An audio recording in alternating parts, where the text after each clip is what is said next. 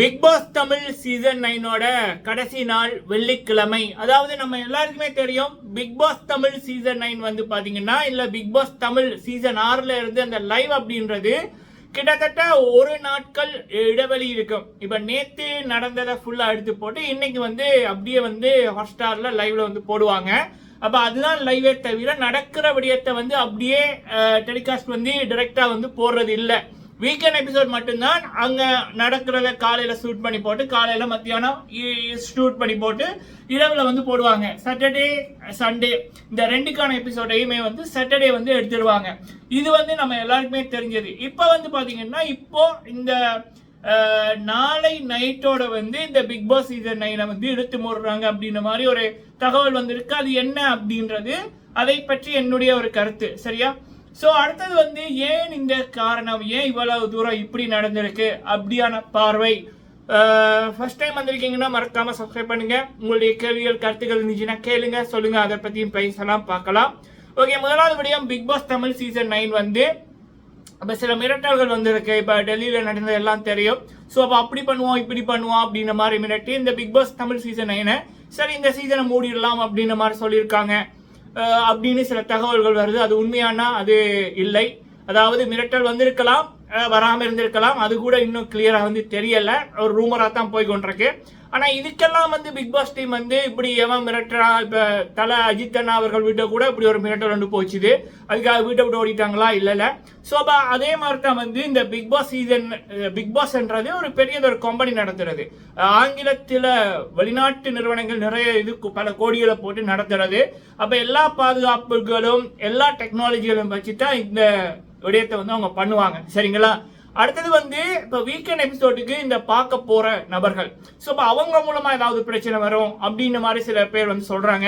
So இவ்வளவு ஷோவை நடத்துறவங்க இவ்வளவு விடயம் பண்றவங்க அதெல்லாம் பண்ணாமையா போவாங்க. இத்தனை சீசன் நடந்திருக்கு.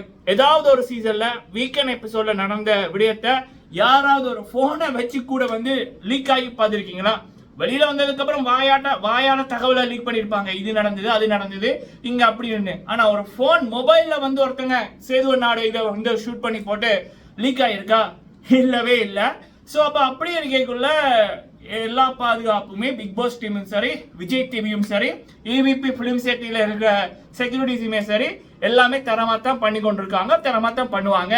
சரிங்களா? ஸோ பிக் பாஸ் தமிழுக்கு என் கார்டு கிடையாது.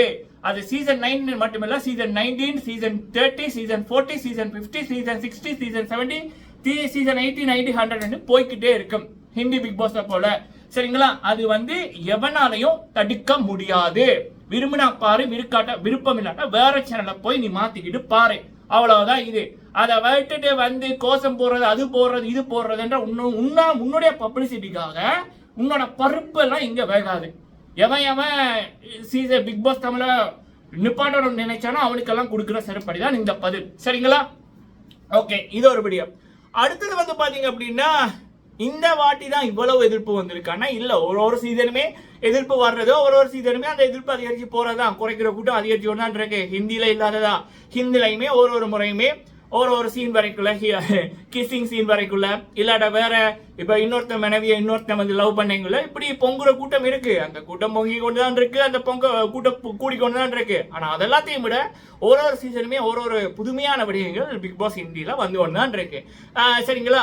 ஸோ மலையாளத்துல கூட இந்த முறை வந்து பாத்தீங்கன்னா அந்த பெண்ணும் லவ் பண்ற கபிள்ஸை வந்து ஃபர்ஸ்ட் டைம் போட்டிருந்தாங்க. அது ஒரு முதல் ஒரு அவங்க வந்ததுல இருந்து ஒரு 2-3 வீக்குக்கு அப்படியே பத்தி எரிஞ்சுது, போராட்டம் நடந்தது. மோகன்லால் சாருக்கு எதிராக வந்து நிறைய நடந்தது. ஈவன் மோகன்லால் சார் அந்த செட்டுக்கு வந்து செருப்படி கொடுத்தாரு. இது இவங்க என்ன உங்களோட வீட்டை வந்திருக்காங்களா? இது இவங்களோட வாழ்க்கை, இதை கேட்க நீங்களாம் யாரு? ஈவன் பிக் பாஸ்க்குள்ள பேசின வைல்ட் இந்தியா வந்து பேசின வெளியில நடக்கிற விடயங்களை சொன்ன கொண்டஸ்டெல்லாம் வச்சு செஞ்சாரு. சரியா? ஒரு பெண்ணும் காதலிப்பது, ஒரு ஆணுமானம் காதலிப்பது, இல்ல ஒரு ஆணும் பெண்ணும் காதலிப்பது அவங்களோட வாழ்க்கை, அவங்களோட இஷ்டம், நீங்க யாரா கோமாளிகளா அப்படின்ற மாதிரி மோகன்லால் சார் அவர்கள் வச்சு செஞ்சிருந்தாங்க. சரிங்களா? ஸோ அப்போ அதுக்கப்புறம் எல்லாம் மூடிக்கிட்டு இருந்துட்டு சிலது இப்போ குறைச்சி வந்துருக்கு. அந்த சீசன் சக்ஸஸ்ஃபுல்லாக முடிஞ்சு அனுமோல் அவங்க வந்து டைட்டில் வின் பண்ணியிருந்தாங்க. Bigg Boss Malayalam season 6 winner Anumol அவங்க டைட்டில் வின் பண்ணியிருந்தாங்க. வேற லெவலில் கிராண்ட் லான்ச் நடந்துட்டு. சரியா? ஸோ அதே போலதான் இந்த பிக் பாஸ் தமிழ் சீசன் 9 இந்த குறைக்கிற கூட்டம் குறைச்சு கொண்டிருக்கும், மிரட்டுற கூட்டம் மிரட்டி கொண்டிருக்கும். சீசன் வந்து தொடர்ந்துகிட்டே இருக்கும். அதை ஏவனாலையும் ஒன்றும் பண்ண முடியாது. சரியா? ஒன்றை கூட எடுக்க முடியாது. சரியா? ஸோ இதோட வீடியோ மக்களே. சரி, அப்போ அடுத்தது வந்து இந்த சீசன் வந்து ஏன் ஒரு நெகட்டிவிட்டி இப்படி போகுது அப்படின்னா சிம்பிள். நான் ஆரம்பத்திலே சொன்னேன், இந்த சீசன் ஆரம்பிக்கலே நம்ம சொன்னோம், இந்த நிறைய பேர் வந்து நிறைய விடையும் சொல்லுவாங்க, கொமனஸ் எடுக்கிறோம், அதை எடுங்க இதை எடுங்க அப்படின்னு. ஐயா நாங்கள் கும்பிட்டு கேட்டுக்கிட்டோம், இந்த கொமனஸ்ன்றதை போடாதீங்க, அதுங்களுக்கு அது வர்றதால ஷோக்கு ஒரு நட்டம் தான். சீசன் 5ல கூட பிரியங்கா மேம் அவர்கள், ராஜு ஜே மோகன் அவர்கள், இந்த 2 பேருமே இல்லைன்னா தாமரை செல்வி இல்லை. தாமரை செல்வி அவர்களை கொண்டு போனதே ஒரு பக்கம் ராஜு அவர்கள், இன்னொரு பக்கம் பிரியங்கா மேம் அவர்கள். அவங்களுடைய அந்த ஒரு சொல்லுவாங்கல்ல ஸ்போர்ட்ஸ்மேன்ஷிப், அதே நேரத்தில் உதவுற நினைப்பாங்க. அதனாலதான் தாமரை செல்வி அவர்கள் வந்து அங்க வந்து ஜொலிச்சாங்க. இல்ல அப்படின்னா தாமரை செல்வி அவர்களை என்ன பண்றன்னு தெரியாம இருந்து ஒரு 0 ஆட்டம் வெளியில போயிருப்பாங்க. தூக்கி விட கண்டிப்பா ஒரு ஆட்கள் தேவை, அந்த நாலேஜ் ஃபுல்லான ஆட்கள் தேவை, கிரியேட்டிவிட்டியான மைண்ட் இருக்கிற நபர்கள் தேவை. அப்ப அங்க ஒரு பக்கம் ராஜு ஜே மோகன் அவர்கள், ஒரு பக்கம் பிரியங்கா டெஸ்பாண்டே மாமா அவர்கள். ஸோ இவங்க இருந்தாங்க.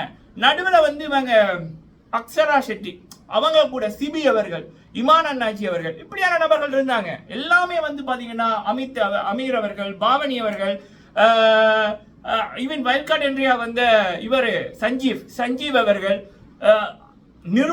நிரூப் நந்தகுமார் அவர்கள். ஸோ இவங்க எல்லாமே வந்து ஒரு ஒரு ஒரு ஒரு ஒரு மரியாதை தெரிஞ்ச நபர்கள், ஒரு நல்ல கௌரவம் மிக்க ஒரு பொசிஷன்ல இருக்கிற நபர்கள், அனுபவமான நபர்கள். அப்ப இவங்க வர்ற இடம் வந்து நல்லா தான் இருக்கும். கெட்ட வார்த்தை வராது, அசிங்கமான விடயங்கள் பண்ண தோணாது. ஆனா இந்த சீசனை தூக்கி போட்டிருக்காங்க பாருங்க. கானா வினோத், ஐயோ கடவுளே, விஜே பார்வதி, இப்படியான நபர்களை போட்டா எப்படியா ஷோ உருப்பிடும்? விஜய் பார்வதி எல்லாம் வெளியில அசிங்கமான விடயங்களை தான் பண்ணி கொண்டு வந்து போட்டு உள்ளுக்குள்ள வந்தது. கானாவிலாம் சொல்ல வேணாம், பாட்டை கேட்டாலே அசிங்கமா இருக்கும். ஸோ இன்னொரு பக்கம் திவாகர் அவர்கள் நல்ல மனிதர்னாலும் அவர்கிட்ட ஒரு கிரியேட்டிவிட்டி இல்லை. திவாகர் ஒரு நல்ல மனிதர் தான், ஆனா அவர்கிட்ட ஒரு கிரியேட்டிவிட்டியே இல்லை. இன்னொன்று கலையரசன் அப்படின்னு ஒரு ஆளு, அதை என்னத்துக்கு போட்டாங்க அப்படின்னு தெரியல. ஸோ அப்போ அப்படி இருக்கக்குள்ள இங்க வந்து பாத்தீங்கன்னா இப்படி ஒரு கூட்டம் நிரம்பி இருக்கு. இந்த கூட்டம் சொன்னாலும் சொல்லு பேச்சு கேட்குது இல்லை. ஸோ இப்போ ஒரு 18 விஜய் டிவி ஆர்டிஸ்ட் இல்ல டெலிவிஷன் ஆர்டிஸ்ட் இல்ல அப்படின்னா இப்ப நிரூப் நந்தகுமார் போல ஒரு நல்ல ஒரு பிசினஸ்மேன், இப்படியான நபர்கள் நபர்களோட ஒரு 2 கொமனர்ஸ் அப்படியான, அதுவும் தாமரை செல்வியை போல அப்படியான நபர்களை போட்டா ஷோ நல்லா இருக்கும். ஆனா இந்த சீசன்ல செலக்ஷன் சரியில்லையே. அப்ப அதுதான் இவ்வளவு நெகட்டிவிட்டி. இப்ப வைல்ட்கார்ட் என்ட்ரி வந்ததுக்கு அப்புறம் ஷோ வந்து மாறிக்கொண்டிருக்கு. அப்ப என்ன கேட்டீங்கன்னா இன்னொரு வைல்ட்கார்ட் என்ட்ரியில விஜய் டிவி ஆர்டிஸ்ட இல்ல டெலிவிஷன் ஆர்டிஸ்ட ஒரு 3 பேர் 4 பேர் இறக்குங்க. அப்புறம் இங்க விஜய் பார்வதி, அப்புறம் கானா வினோத், காமருடினு, கடவுளே.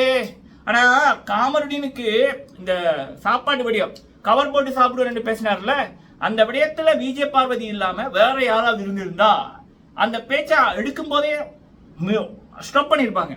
ஆனா விஜய் பார்வதி தரம் கெட்டது, தரம் இல்லாதது. அப்ப அது என்ன பண்ணும், அது இன்னும் பேச வச்சுது. சோ அப்ப நம்ம அதான் இந்த ஷோவில் ஒரு அறிவான நபர்கள் இருக்கக்குள்ள இப்படியான விடயங்களே வந்திருக்காது, அவங்க தடுத்திருப்பாங்க. தாமரை செல்வி அவர்கள் வெளியில அவங்க ஷோல அவங்களே சொல்லியிருக்காங்க, நான் கோபம் வரும், சண்டை பிடிப்பேன். ஆனா அவங்க அந்த ஷோல வந்து அவ்வளவு நீட்டா அவங்களை கொண்டு போனது. அதுக்கப்புறம் அவங்களோட வேற மாதிரி ஒரு தாமரை செல்வியை பார்த்தோம். எங்க அவங்க கத்துக்கிட்டாங்க, அவங்களே சொல்லியிருப்பாங்க, ராஜு கிட்ட கத்துக்கிட்டேன், பிரியங்கா கிட்ட கத்துக்கிட்டேன், அக்ஷரா ஷெட்டி கிட்ட கத்துக்கிட்டேன் அப்படின்ன மாதிரி.